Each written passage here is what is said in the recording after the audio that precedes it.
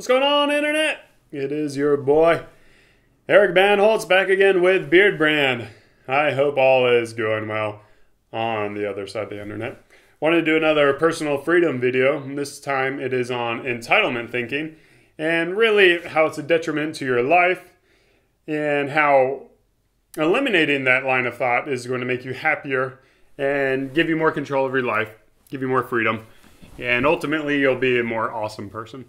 So for those that don't know, entitlement thinking is essentially someone owes you something. And whether that be the government owes you welfare or disability or Social Security or roads or anything like that, or maybe it's interpersonal with your friends or family. Maybe you feel like someone must help you move because you helped them in the past, or whatever it is. Just the basic thought process that someone owes you something. So I want to talk about how that's dangerous and how that line of thinking is actually a way to handcuff you, because what it's doing is putting the control of your life on someone else. So let's take Social Security, for instance, and look at it as a form of retirement. So if you expect to get a paycheck from the government 20 or 30 years down the road after paying into it from all this time, then you're putting your hope and your thoughts and your control into other people. And that process, by eliminating that control, you no longer have that control of your aspect. So rather than being able to save money, build your own wealth, retire on your own means, you're dependent on what the government arbitrary rules are. So right now, retirement age is something like 67 or 70. By the time we get retirement, it's probably going to be 80. Most of us will probably be dead. And, we can't go on life living that mindset. So what gets us there is entitlement thinking. So if you don't have that entitlement thinking, you're saying, the government's not going to pay for me down the road. I need to do my part to save money, build my retirement, and retire in the means that I want to retire. So boom, just like that. You've got freedom, you've got control. But beyond that, it helps from kind of like a psychological aspect where when it's out of your control, it's not going to be the way that you want it. So the Social Security, when someone else is doing the Social Security, they're going to set up the rules that aren't built for you specifically. They're going to take the whole society as a whole and do what's, in their mind, what's best for society. But that may not be what's best for you. So you're naturally going to get angry about it. You're going to have this anger inside of you because these people are not providing what you're expecting out of life. Now, this anger is not a very healthy emotion. We all have anger. But what we can do to mitigate this anger is take back control. Take back control of the things we have. Be independent.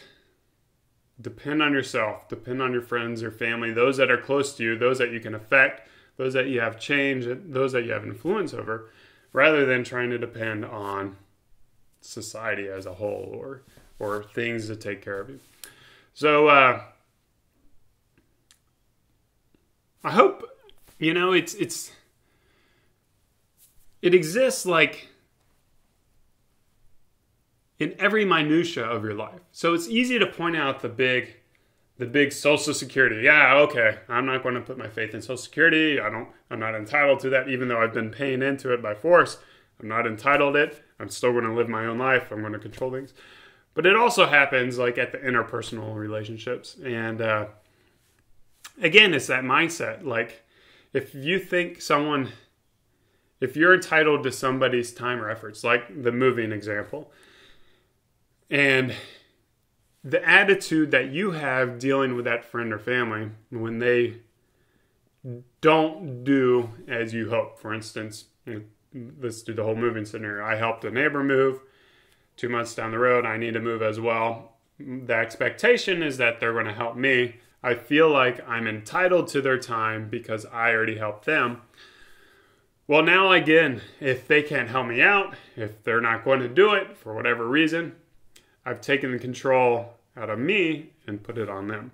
So rather than me having control of what I need to do to make the steps happen to move, I'm put in this other person.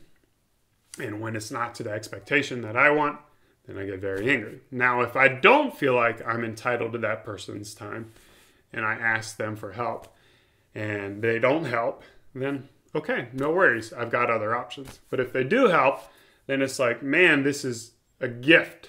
This is really nice. This is a generous thing that this person is doing. So you really start to appreciate what is given to you when you don't have the feeling that you're entitled to it. So everything becomes much more special when you don't have this entitlement feeling. So try to look at yourself and try to take control of your life. Try to take control of what you want out of life. And don't fork it off to other people. Don't put the burden on them to take care of you. So once you do those steps, you should find a little bit more personal freedom, a little bit more control. You should find a little bit more contentness in life.